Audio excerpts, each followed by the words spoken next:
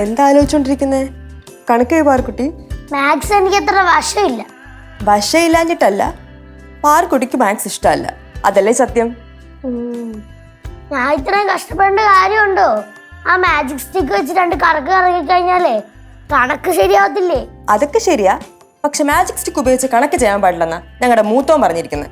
മൂത്തവനോ? ആ, ഇപ്പൊ മൂത്തവനൊക്കെ ഉള്ളതാണല്ലേ. പിന്നെ ഏഞ്ചൽ ആവാൻ ഏത് കോഴ്സാ പഠിക്കേണ്ടത്? അയ്യോ, ഇതിന് കോഴ്സ് ഒന്നും ഇല്ല. പിന്നെ PSC എഴുതി കയറിയതാണോ? പാർക്കുട്ടി, അങ്ങനെ ചെയ്യാൻ പറ്റില്ല. ജനിക്കുമ്പോഴേ ഏഞ്ചലായിട്ടാ ജനിക്കുന്നത്. ഓ, ഏഞ്ചലിന്റെ ഒക്കെ ഒരു ഭാഗ്യം. കണക്ക് എഴുതണ്ടല്ലോ. പാർക്കുട്ടി ഇരുന്ന് കണക്ക്.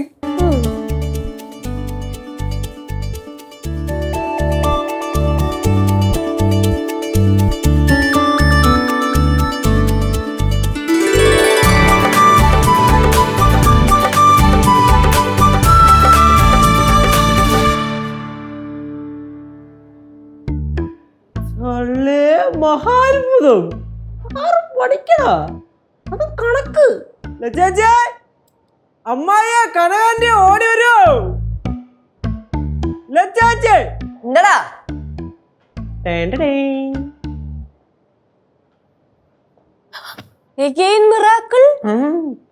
അത്ഭുതം തന്നെ, ചെറിയ അതിശയം. എല്ലാവരുടെയും കുറ്റം ഞാൻ പഠിക്കുന്നില്ലെന്നല്ലേ? അപ്പൊ ഞാൻ വിചാരിച്ചൊന്ന് പഠിച്ചേക്കാം.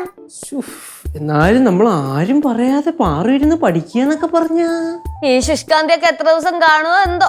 ദിവസവും എത്ര മിനിറ്റിൽ തന്നെ കാണുമെന്ന് ചോദിച്ചു. ഇപ്പൊ തീരും. എല്ലാരും ഒന്ന് മിണ്ടായിരിക്കാവോ? എല്ലാരും ഒന്ന് പോകുന്നുണ്ട്, ഞാൻ പഠിക്കുമല്ലേ.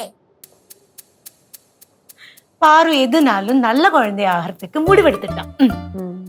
എല്ലാരും മിണ്ടായിരിക്കാനല്ലേ പറഞ്ഞേ? ആന്റി ഒന്ന് മിണ്ടായിരിക്കുന്നുണ്ടോ? എല്ലാരും ഒന്ന് പോയേ, ഞാൻ പഠിക്കുവാ. ദേഷ്യത്തിന് കൂടിപ്പോയല്ലേ? ഭയങ്കരമായിട്ട്. ചേച്ചിയോടല്ല, ദേഷ്യം കൂടിപ്പോയി പാറു. അമ്മായോടല്ല. അപ്പൊ എന്നോടായിരിക്കും. അല്ല. அப்படின்னு എങ്കിട്ടിയാ? അല്ല ആന്റി. എല്ലാരും ഒന്ന് പോയേ, ഞാൻ പഠിക്കുവല്ലേ. അയ്യോ, പഠിച്ചോ. വല്ലപ്പോഴൊക്കെ നടക്കുന്ന കാര്യങ്ങളാ, നമുക്ക് ശല്യപ്പെടുത്തണ്ട. പോവാ. ആടാ കേശു.